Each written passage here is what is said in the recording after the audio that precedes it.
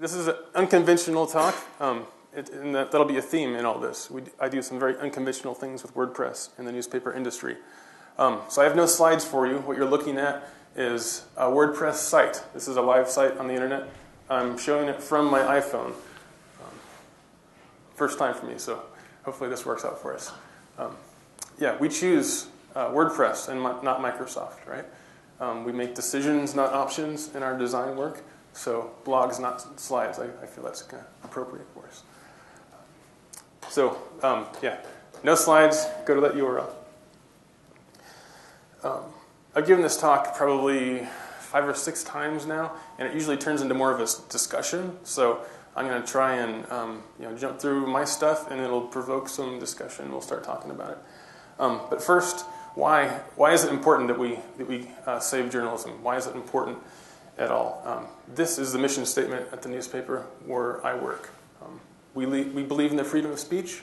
We care about democracy in our community, and that's why we practice journalism. Funny thing is, it sounds a lot like what bloggers do. So if you ask a newspaper person what's the difference between a journalist and a blogger, they're going to have some very highbrow opinions of that. Personally, I don't see the difference. There's no difference between a blogger and a journalist. The difference is in how consumers consume news. You should be skeptical about everything you read, whether it comes from a journalist or it comes from a blogger. I'll qualify that by saying that there is one difference that a professional for-profit newspaper brings to the table, and that is financial independence for the writer and legal protection for the writer. As a professional journalist, I can say something bad about someone who might advertise in my newspaper, and I don't have to worry about losing that advertiser. As a blogger, if I lose one advertiser, that might be a significant hit to my bottom line. As a journalist, I don't have to worry about a single advertiser. I've got a couple hundred more to come after that. Likewise, if I say something about a local politician that rubs them the wrong way, as a blogger, I could get a cease and desist letter. It's going to scare me into deleting that blog post or changing my stance. As a journalist, we can afford, through the institution of that newspaper, we can afford libel insurance, so we can stand behind what we say and don't have to back down. So I think it's important that we maintain those qualities of journalism going forward. The Constitution of the United States. So here's a downside of presenting from an iPhone, sleep mode. The Constitution of the United States did not make a democracy. It was a framework. We, the citizens, by participating in government, we make that democracy happen. So WordPress does not actually democratize publishing. You democratize publishing. The fact that you're here. How many of you have shared a tip with someone today at WordCamp? How many of you have answered a question? That is democracy in action. That is the freedom of speech. That is what WordPress is all about. And I thank you all for doing that.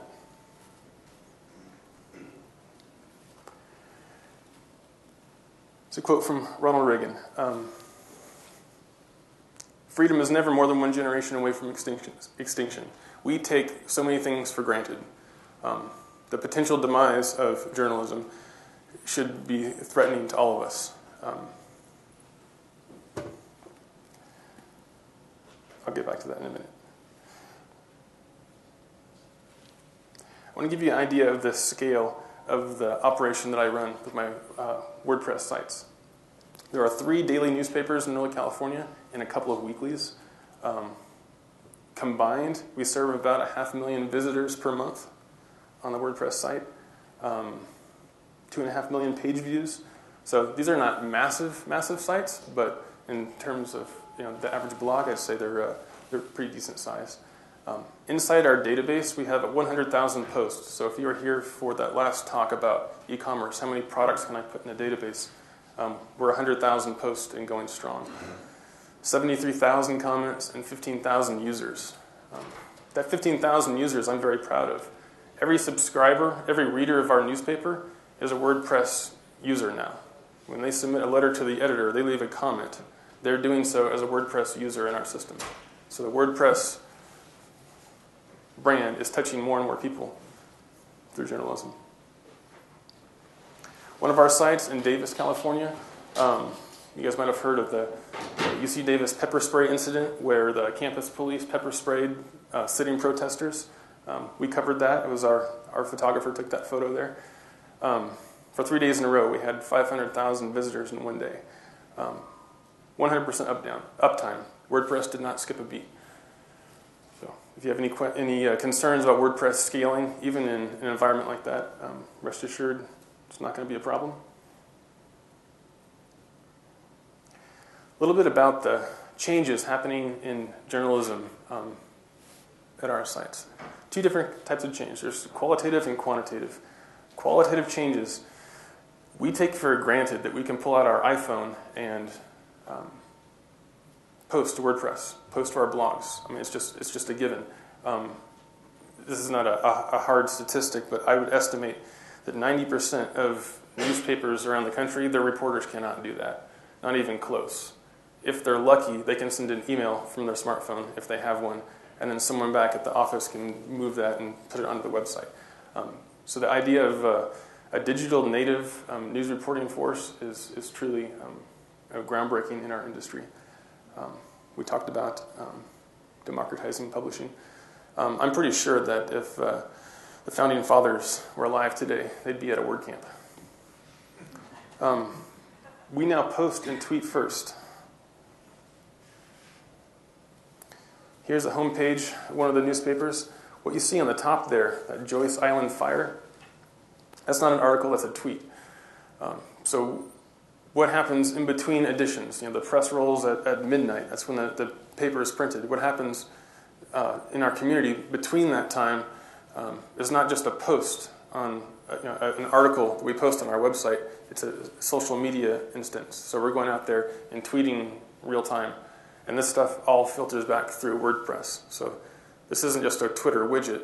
It's WordPress going out to a select group of reporters, pulling in their tweets, caching them in WordPress, and presenting them.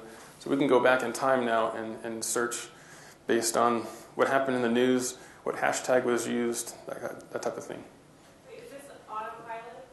This is not autopilot. This is, we have I don't know the name of it offhand, but we have a plugin. It's in the repo. I have to look up the name for you.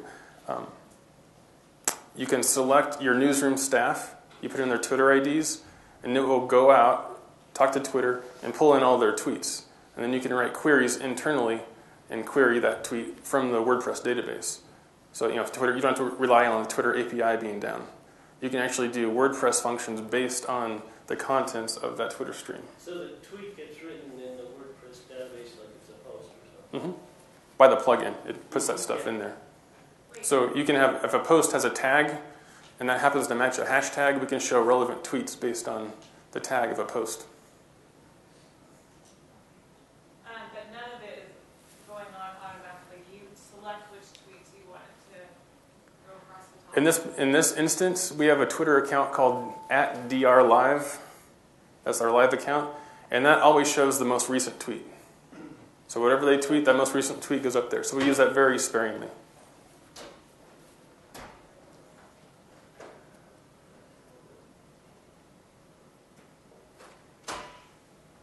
Some quantitative changes. This is the bottom line for us, is that we're seeing ad rates that are up like 5,000%. This is a huge, huge game changer for the news industry.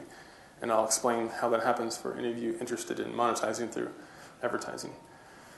The audience at newspapers is bigger than it has ever been before because of the digital audience. But through WordPress, we're now able to quantify that as readership for the newspaper, and that leads to those increased audience rates, increased ad rates. Additionally, at the newspapers that I run, we've had 0 newsroom staff cuts. How much paper are you sending out? I mean, do you even have a physical paper anymore? We do. At the paper we just looked at, the Daily Republic, in their heyday, print circulation was about 20,000. Now they're down to about 17,000. So as time goes on, we expect the printed paper to be less relevant to some people, so that will continue to decrease. But at the same time, we're seeing even bigger gains on the digital side. So yes, they still print. Do they offset, or they don't equal the loss in like the paper revenue, paper ad revenue from circulation, revenue from subscribers has never been a very large factor in the operation of the newspaper.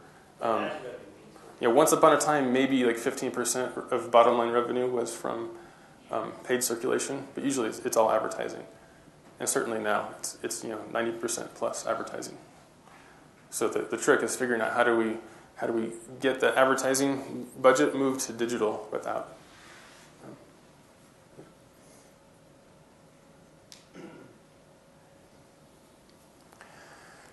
Newspapers have an A section and a B section and a C section. When we created our WordPress software, we call it lovingly the E section, the electronic section of the newspaper.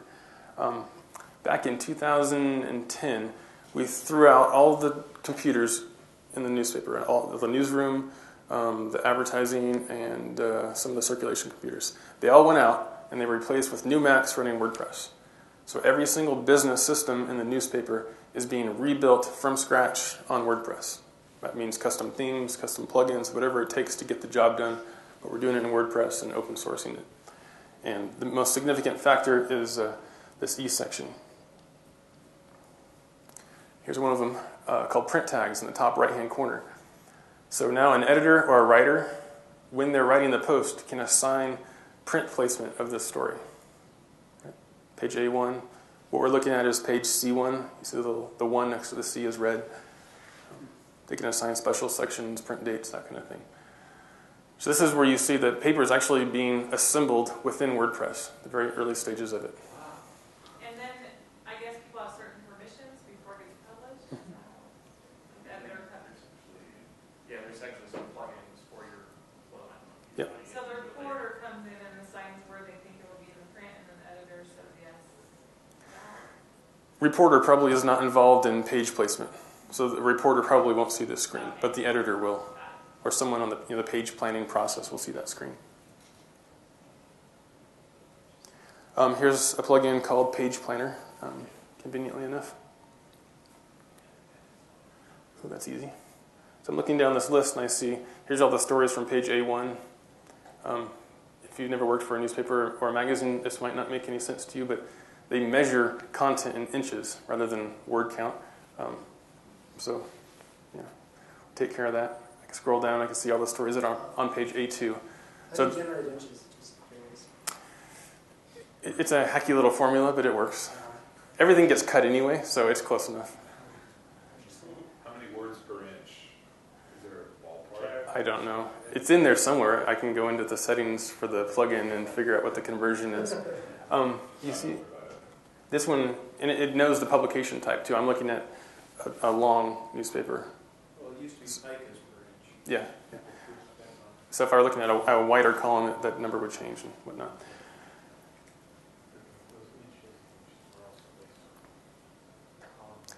On the far right-hand side of this screen, I have my export buttons. So as someone in the newsroom doing the page layout, I can export one story at a time to InDesign, or I can export that entire page. If I export that entire page, that will include the photographs and the advertisements that were included for that page. It saves as an InDesign file. It saves as an XML file, and that XML file is mapped to style sheets within InDesign. So this page planner page, this is something that used to happen on a notepad in the conference room once a night. The editors get together and they decide what's going to go on the page and draw it up and then tear off the page and then photocopy it and pass it out into the newsroom and say, okay, go create your pages. So now they bring a laptop into that meeting and actually design this, the entire edition within WordPress. In case I forget to mention it later, this whole process has allowed us to move press times back, saving, we're talking about, staff of people, serious man hours, and, about 2 hours savings off of a daily production cycle. Shoot. This is really amazing stuff, man. This is. It is amazing. This Yeah. is. I never heard of any of this. This is crazy. Makes the iPhone look normal. One of the things that I'm interested in, just from an analytics perspective, there are a lot of advantages that online magazines and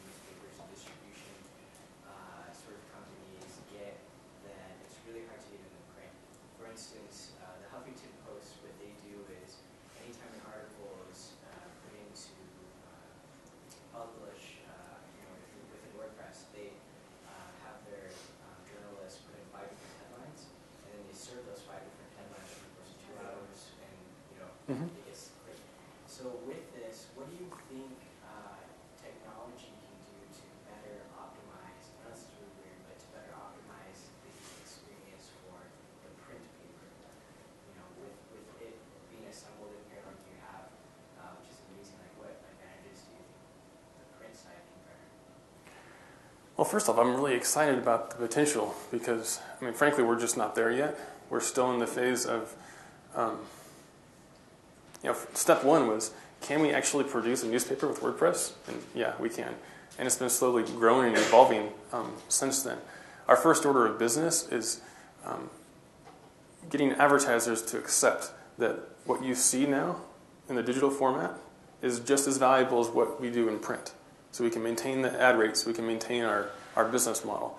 What comes next, once we achieve that, is the growth part. And I don't have an answer for you yet. We have analytics, but I purposely don't spend too much time looking at them because I don't want to bog down and running in different directions when we still have this really critical job ahead of us, and that is convincing the advertiser that we deliver news, information, and advertising. Would you like that in paper or plastic today? Once that makes perfect sense to them, then we're going to move forward and try and grow this audience even more. I think I glossed over the part in the qualitative change about tweeting first. You guys probably are familiar with the myriad of plugins you can install that will allow you to auto-tweet a post. So we use WordTweet or something like that. So every post is immediately tweeted. It hasn't shown up in the printed paper yet. It's just been tweeted. So classic use case is the letters to the editor. We'll receive 20 letters per day. There's no way we can print 20 letters. We don't have that much room. We're going to pick like the 3 best. So instead of paying an editor to decide what's the best letter, he's going to look at the Twitter feed and look at the social interaction around that letter and use that to help inform the decision about what's going to go in. So that's what they're going to pull up in that newsroom meeting now. So instead of just talking about it, the first order of business is pull up some analytics about how organic traffic has evolved and use that to inform our decisions.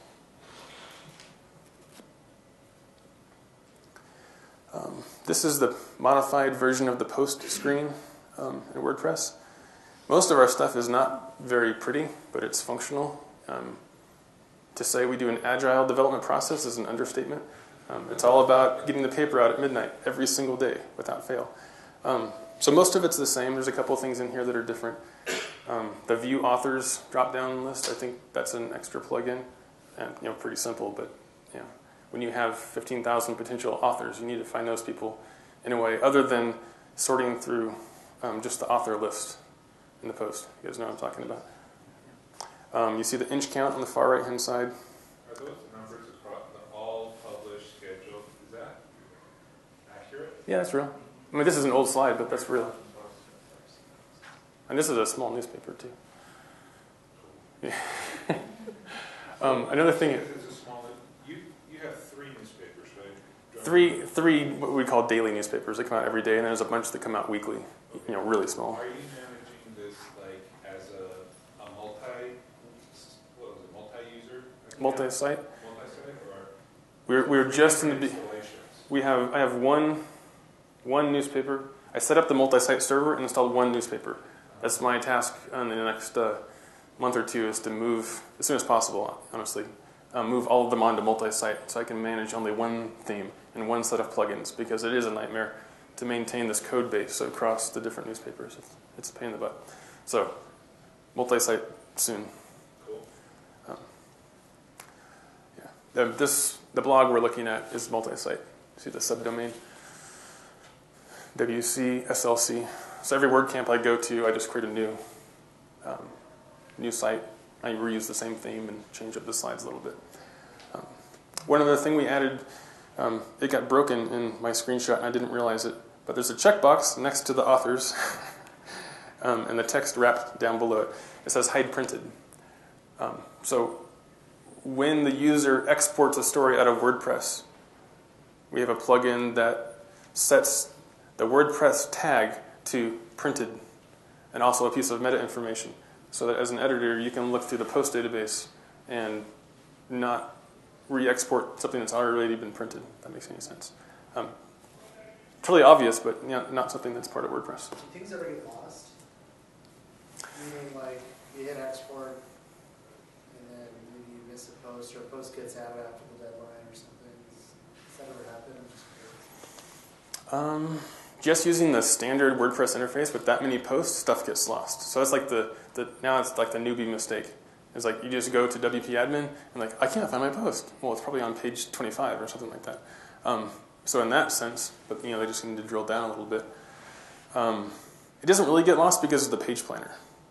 So even if they export it and they forgot where they put the XML file or whatever, you can still go back to page planner and re-export. So the XML export doesn't go to like a repository, it goes to somebody's local computer and so.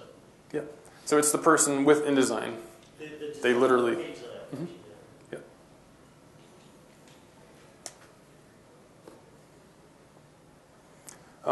More plugins that we've created.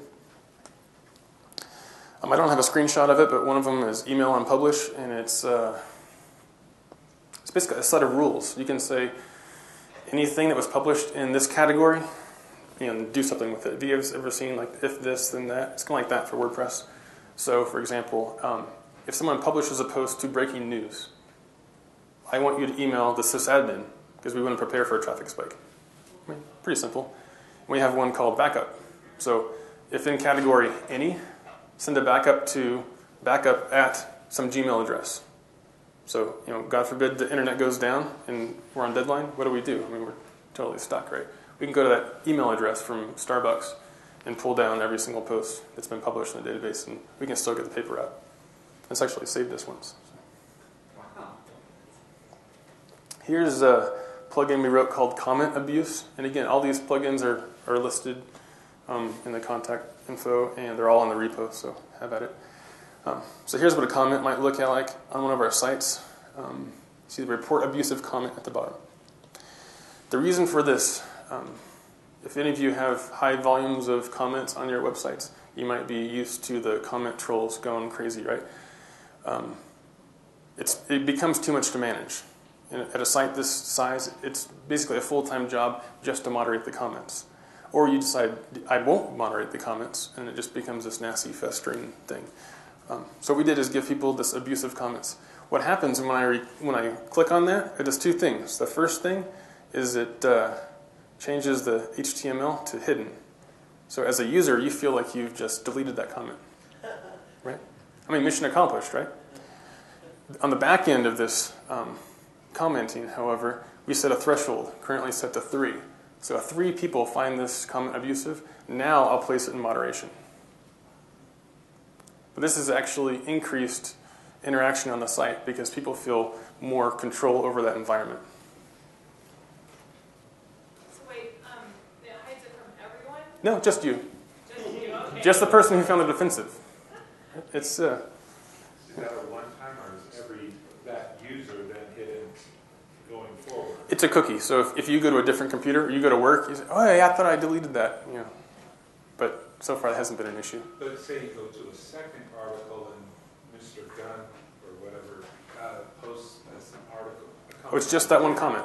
It's just that only that one comment, Yeah. one time. It doesn't. Because in WordPress, that comment has a comment ID, and we're saying, just using CSS styling, saying this comment, the text is hidden. And it actually, Ajaxes the screen, and it scrolls up and squishes, and comments magically gone. Almost as good as a little poof. Have you had any games where you can play with the comments and watch them? Games, like, for the user? Comments about removed games. Oh, well, they do that, right? The comment trolls will pick someone they don't like, and so they'll target them, and they'll report everything as abusive. And what was a comment moderation nightmare is like a quadruple nightmare. So, this has really saved our bacon. Here's something called the Red Post Tracker, and this is a direct response to newspapers doing what they call a metered paywall. I think the New York Times has something like that, where if you read so many articles, they're going to ask you to pay. That doesn't sit right with me, that you're going to punish your most loyal readers. If we're in the advertising business, right, we're trying to, anyway. So Red Post Tracker keeps track of users in your system and how many posts they've read. And hopefully I've blurred the email addresses properly so I don't get myself in trouble. So I personally send an email to the top 10 or 15 thanking them for being loyal readers of our publication and supporting the community. And I think that's the purpose of a metered system. They log in why to I didn't get to that part yet, but we are paid websites. So they have to log in to read. I see. And it's not as bad as you think. And do the paper subscription people get a re-login? They do, in most cases, yeah. I'm almost there. Okay, sir. That's okay. Here's an activity stream. Another thing that's sorely missing in WordPress. Just a log. It started as just a debugging tool. Like we just need to know what people are doing in our database. With 15,000 users, we need an audit trail. So that's what this is. And we have a select group of hooks that we're monitoring. Most significant, I think, down at the bottom, you can see Joe Boyston logged in. That's where I logged in. After that, Francisco Piedra logged in, and then Carolyn Higgins. These are subscribers. So it's fascinating to see. Number one, that these people are touching WordPress and being exposed to WordPress.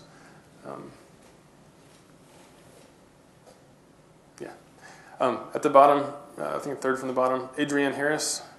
The top, Adrienne Harris. She saved a published post. So she's a journalist. She wrote a story. It was published, and then she went back and changed something.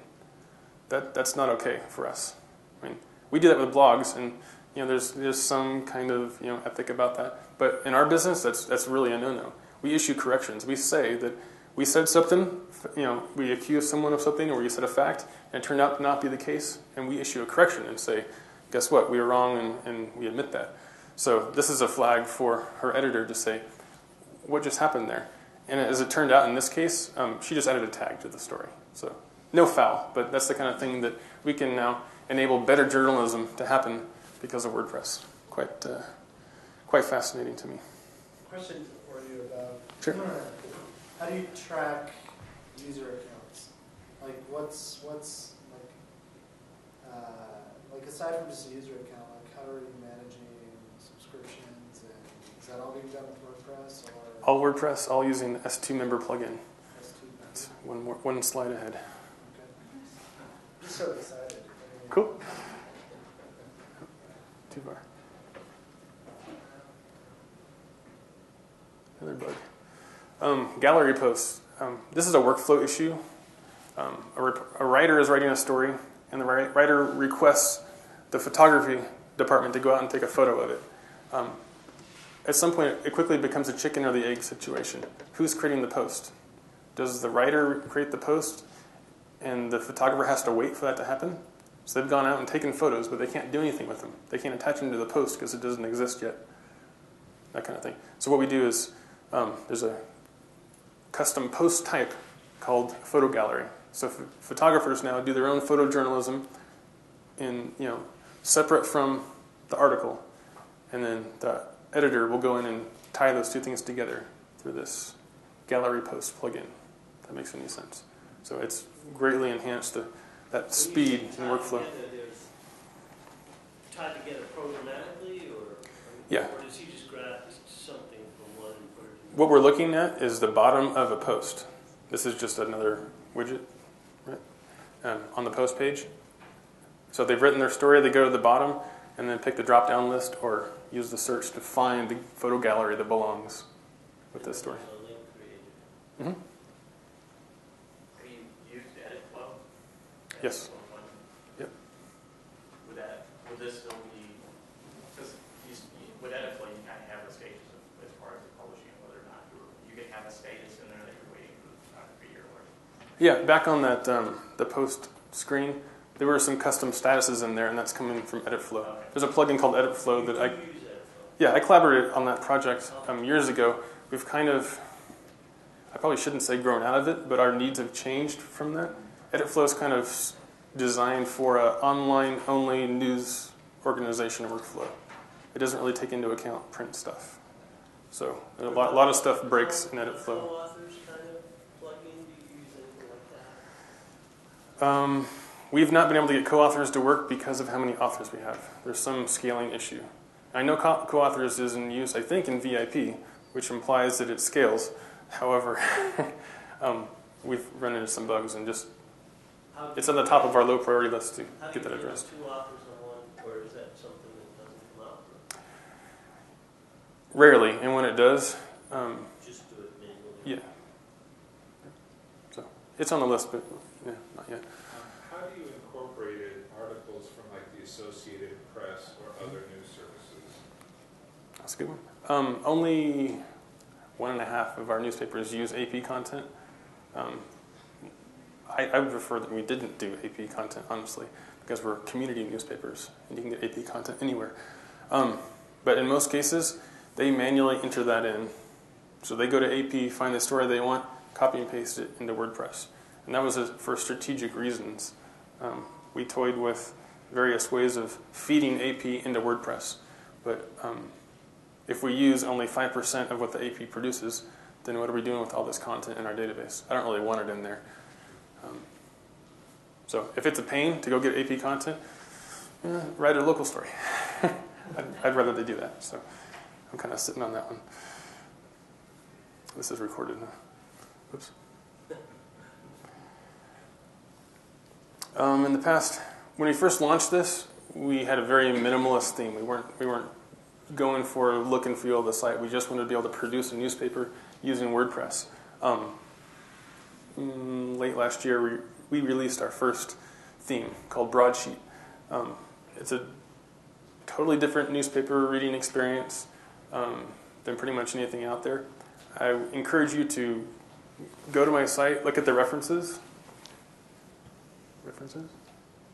Anyway, go to the references, click on the news sites, and experience what that might be like to read the paper. I can't do a demo justice in here. I will say that what you see on the homepage is what you see in the newspaper for that day. That's the model that we're going for, because that's what the advertiser is paying for. We know through analytics that on average, someone comes to our site, once every 4 days or something like that. So the notion that someone's going to come back multiple times a day is just flawed. It's just false. There's a very, very small percentage of people who will do that. Most of them won't. So if we don't change the site, there's no foul in that. Most newspapers think they need to change the site all day long, keep fresh content on there. But the reality is, no one knows except us. So Broadsheet theme shows the daily edition. It basically mirrors what we saw on Page Planner earlier. So when the editors lay out that page, that's kind of how it shows up on the screen there. Here's the printed edition, page A1 for a particular day in the newspaper. That's what it looks like. The sky is his office. That same day, that's how it looked like on the homepage. It's the same story. Not very exciting, but the idea is that we now have consistency between publications. That paper and plastic is really the same content, just a different format. My favorite part, premium ads. On the left, you see the printed page. On the right, you see the website. And I didn't do a perfect job of matching these up, but based on the hawk, you're going to have to trust me that those are the same story. So we have a story on the left with the hawk, and we have an ad with the big watermelon. So when I look at that story on the right, the website, I see the same story and the same ad. And that's the cornerstone of our new business model. So do you match the ads as similar to where you add or match the articles to the page? Yes, because we never knew before in our newspaper and in WordPress, we never knew what printed page it was on, but now we do. And we have another computer system in the newspaper that says, this ad's going to go on this page. And now with WordPress, we can marry those two concepts together, and we can deliver content online and serve the same ads against it. Hopefully that makes some amount of sense. So do advertisers have a choice where or what section they have online, where they're chosen alongside which article? In general, they don't get a choice in print, and there's ethical reasons for that. We don't want to give the impression that advertisers are paying for news or paying for coverage. So we call it run of publication, ROP type advertising. There's some exceptions. Paid placement, for example, a funeral home will usually want to run on the obit page. We're not killing people, so no one's going to assume that there's conflict of interest there. But in general, you can't pick what page you're going to run on. So the same goes online. Your ads are going to appear next to the 4 or the 5 stories that ran on that page. that day for that edition of the newspaper. So we're now able to tell the advertiser that we deliver your message to, for example, 20,000 people, paper or plastic. It's the exact same. Our motto should have been before, we deliver your message to half of our audience half of the time online. It was ridiculous because you run your ad in print and that ad is nowhere online. And when it is online, it rotates and flashes and does all kinds of goofy stuff. So these ads don't flash, they don't rotate, they don't expand, none of that funny business. They are massive, I'll give you that. That's a humongous ad. If it's not half the page, it's almost half the page. It's very, very large. But it's consistent and it's fair, I think. So this is where that 5,000% ad rate increase comes from. We no longer do banner ads at all. We only do whole audience advertising.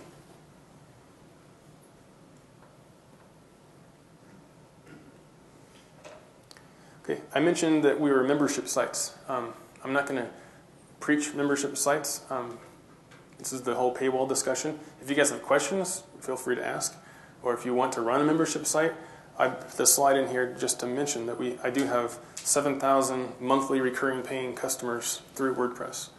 And we do that through the S2 member plugin with a bunch of custom controls. And I'm going to show you the custom controls yet. Because if it weren't for those, I don't think we'd use S2.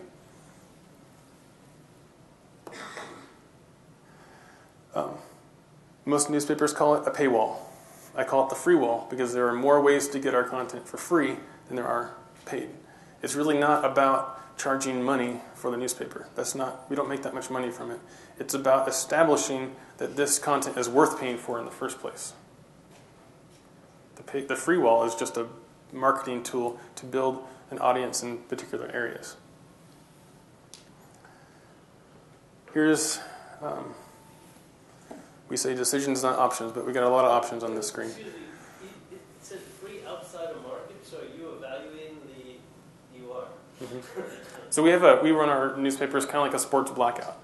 Mm-hmm. If I'm not willing to deliver a newspaper to your house, I'm not going to charge you online. That's not right. But if you are in our primary delivery zone, then You look at the IP and... oh yeah. Oh, we look at a lot. So here's an example, and we look at the day of the week.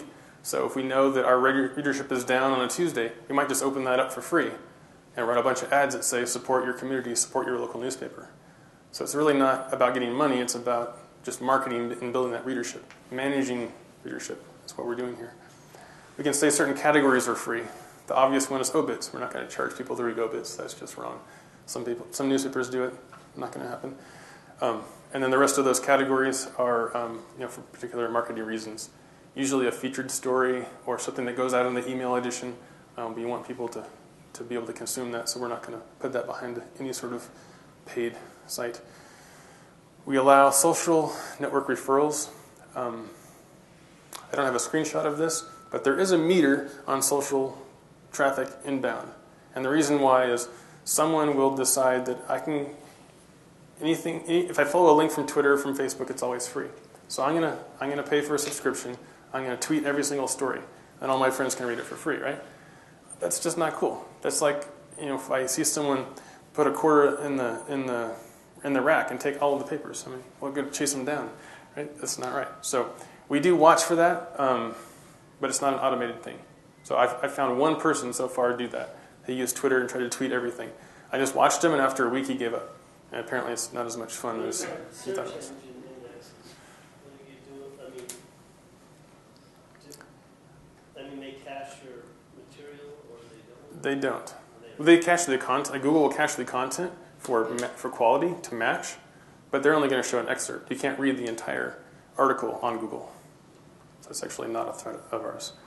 Mobile browsers as well. We want to encourage mobile use, so we're exempting mobile from any sort of registration type situation. Okay. Postal codes. So to answer your question, we look at the IP, we look it up, we know where you're coming from. In most cases, if we can't tell, then you're not going to be asked to pay. But if we can tell, then we're going to use that for internal marketing purposes.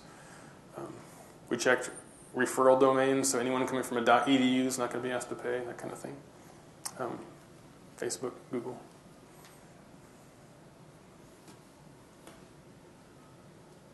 Any EDU is allowed in? By choice. And again, this plugin is a plugin to S2 member. It doesn't work on its own. It could if you're a developer. All it does is based on these rules, it'll load or unload a plugin. So if you have a membership plugin, then it'll turn it on, turn it off, kind of thing. So kind of handy.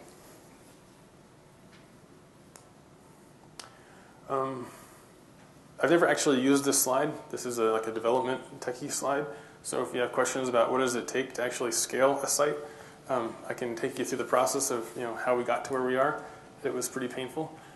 We're in a good spot now, especially once we get everything moved over to multi-site. Yeah. I'll say one thing that might be of general interest. We were under the impression that we'd use cloud computing, get a VPS, and just scale it, right? You just pay more if you use more. No, it doesn't work like that with this level of volume. I can't give you a technical explanation other than it must be that you just don't truly have the resources of that dedicated machine. There's something else going on there. The limitations of the connections to the database. Yeah, there you go. Yeah. So our new multi-site is on a dedicated server from Media Temple, and yeah, world of difference. Even a relatively modest dedicated server is probably 10 times faster than like a 16 gig VPS from the vendor we were using before. So that's my advice is if I could do it over again, I wouldn't even have done the VPS thing. I would just start with the small dedicated box and go from there.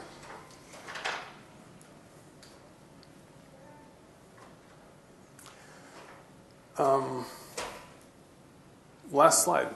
I'm passionate about this topic. I think journalism is very important. We can't afford to see it go away. I'm not convinced that newspapers are the only way to do that. I used to think that we need to save newspapers at all costs. Now I feel that we need to either save newspapers or offer up collectively a viable alternative to that. In the media industry, we talk a lot about the digital revolution. I think that's dead wrong. I think we're going through a digital renaissance of the principles and the ideals that made this country great. This is the First Amendment. This is freedom of speech. And we have a lot riding on this. So thank you all for being part of the WordPress community, for sharing and making this possible. And that's it. Thank you.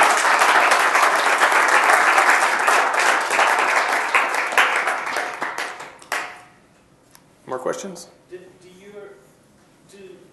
most or all the staff compose in WordPress, and they compose in their articles? Oh, yeah. They don't paste it from Word or anything like that. And do they tend to visual editor or HTML editor, or you don't care if they get it out? I don't really care how they do it. Most people are using visual. That was painful early on. I mean, like 2 years ago, visual had issues. I mean, it's gotten a lot better. After the deadline made a huge difference, having a decent spell check. There's still a lot of stuff we'd like to see, like collaborative editing. Like to see like Etherpad inside WordPress. So what about multimedia elements? Is that something you guys We've played with it in the past, but what I found is that for our publications, it's not worth it. Multimedia does not generate traffic worthy of the time investment. Compound that with the idea that what we're really striving for now is a daily readership. We don't care about page views because we don't sell banner ads.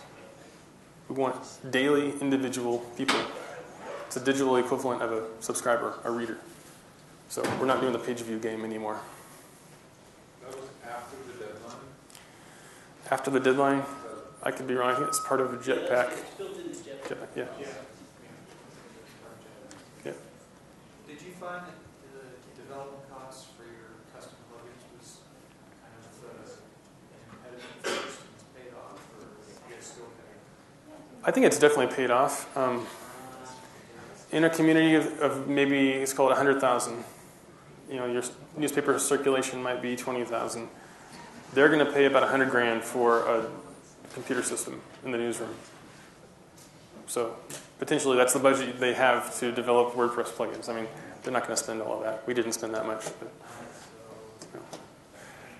curious to see what your XML output looks like. Okay. And kind of what that looks like. I mean, we talked about this, but like for our whole process in the magazine was, editors are editing Word docs, and then those Word docs are handed off to the art department who generates an InDesign that do all of the layout, and then from there it's like copy and pasted back into WordPress when you want to publish something online.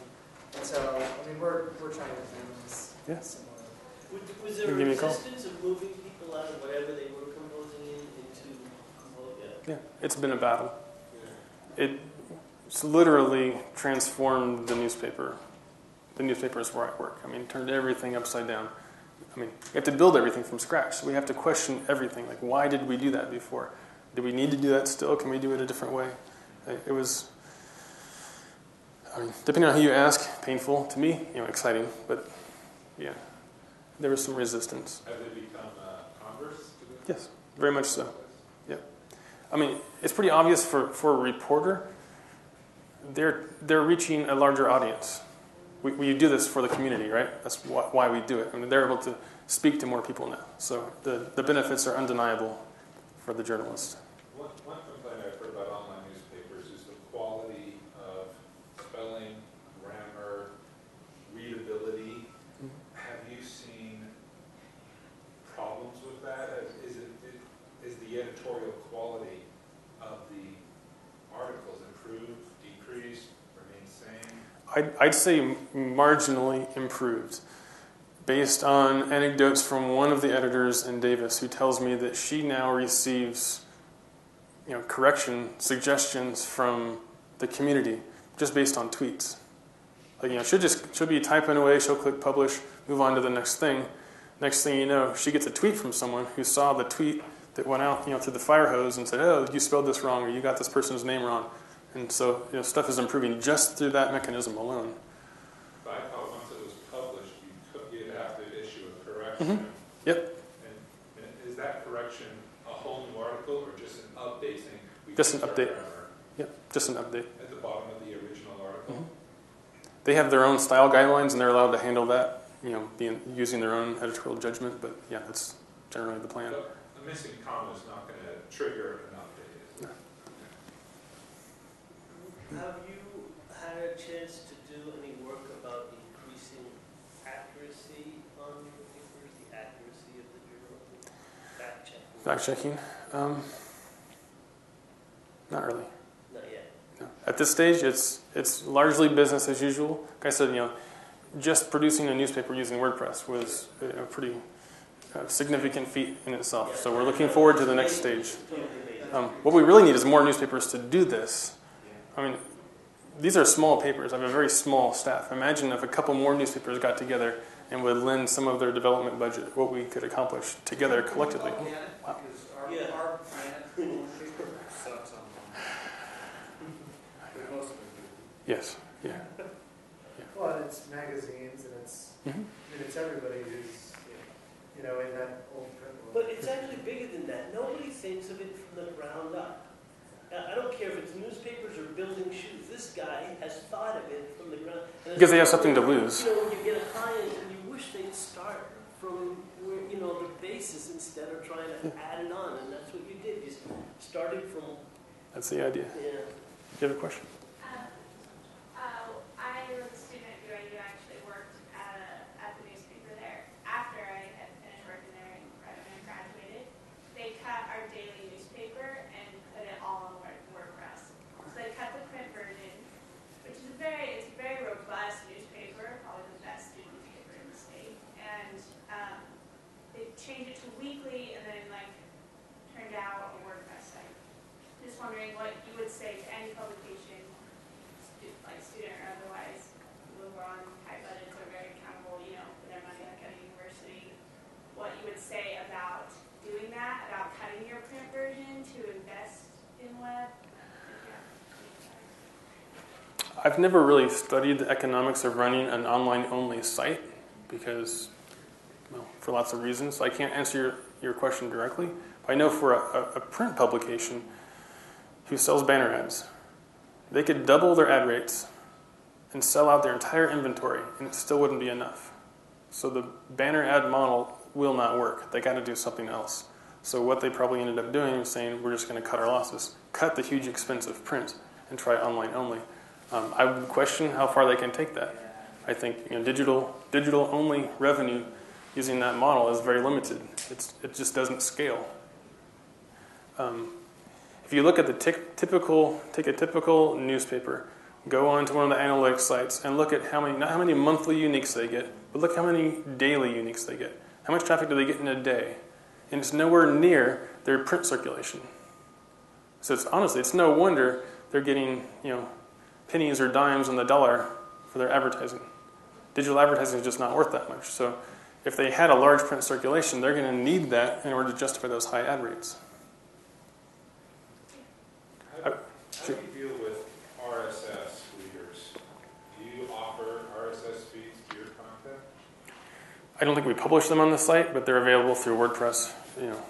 It's there if you just put it in. We don't get significant traffic from RSS, so it's not. But you don't intentionally block it or anything? No. In fact, it's full text, I believe. Just not on our radar. I sent this to you in email. I'm so curious. So you have, when you tweet out your, or you have your URLs, I didn't notice on this, but it looked like you just use a WordPress default, so it's P equals, a page number. Why don't you have that to set to like the title, the article, and the URL? Or for permanently? I believe the tweet includes the title and then the short URL. You're saying make the short URL an actual. No, it didn't use the short URL, but I'm just saying. Well, I saw the full URL, and you're using the default of WordPress. That's the short URL for WordPress on the post. It's for space reasons. Well, why don't you use Bitly instead? I don't know. Oh. Twitter shortens it. Oh, I think I do know why. We use TweetReach. You guys familiar with TweetReach? To quantify Twitter readership.